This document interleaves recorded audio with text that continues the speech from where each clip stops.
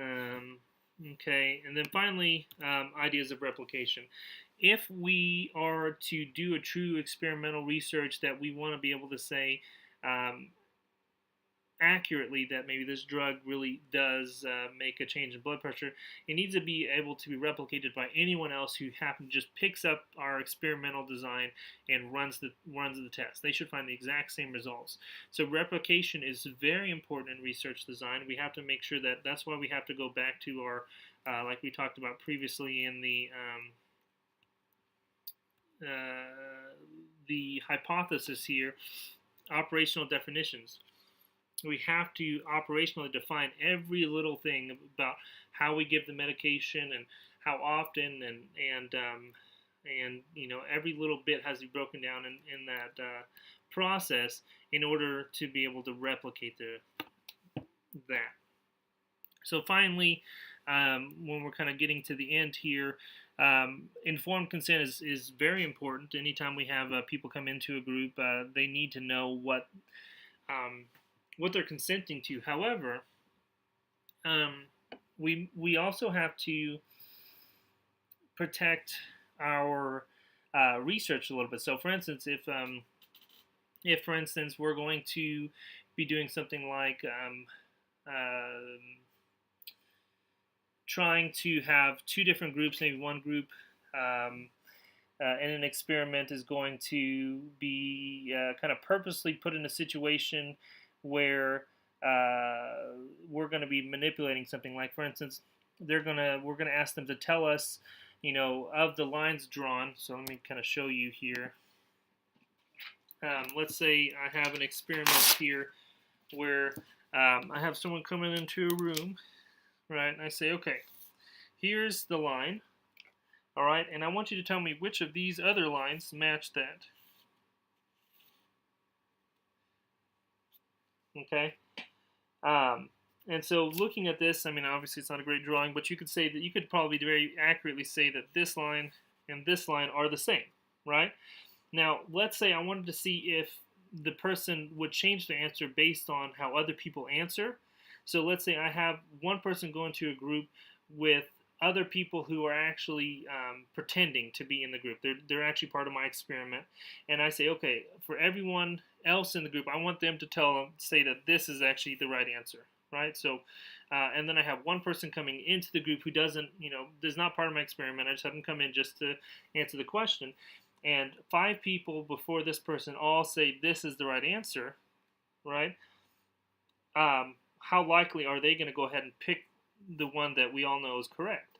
And likely, actually, this study has been done before, and what we'll see is that they're likely going to pick this line here, rather than this one, because we feel more comfortable conforming to a group if other people are selecting something. But at the onset, if I told them in the informed consent portion that, hey, I'm going to have people coming in pretending to answer this way, and so, that's what's going on, they're likely to not conform because I told them what's likely to happen. So in my informed consent, I want to make sure to inform them of things that are going to be important, right? So, for instance, if I'm going to jump out and scare them, I probably need to inform them that something like shocking might happen, and that way they can determine if they have a heart condition or something else that could be harmful for them to be in that group. But I don't necessarily want to give away every part of my experimental design, because then it could totally skew my results because they know things like that might be happening. So again, it's important for us to really evaluate what type of information we're putting in the informed consent. Again, in the end of the day, we have to make sure that participant knows they can quit at any time, the parameters of things, any kind of health risk or whatever, they need to be aware of that.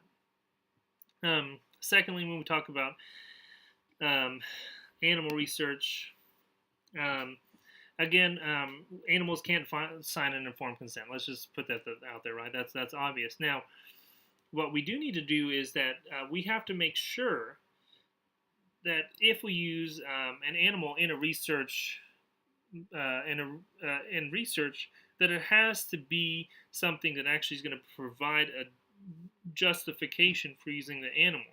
So in other words, we can't just be cruel to animals for no reason. You know, if for instance we're trying to discover a cure for cancer, and in order for us to test these new kind of radioactive elements on these animals, we want to see how their body's going to react to that.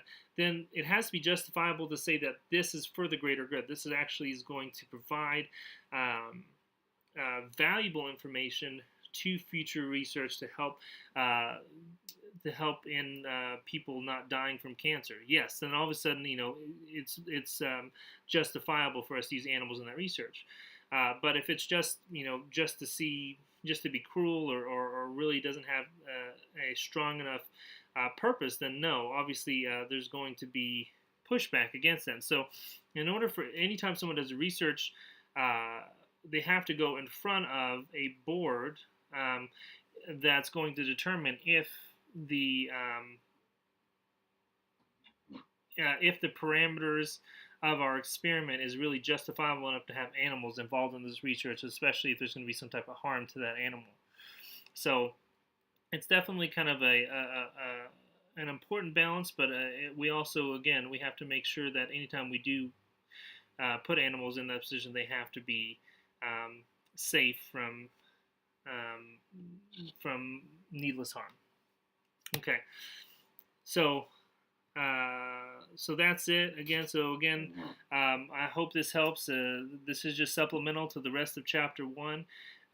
If you have any questions or concerns, please feel free to talk to me in class about it, and we'll definitely make sure to discuss more information. Thank you for watching.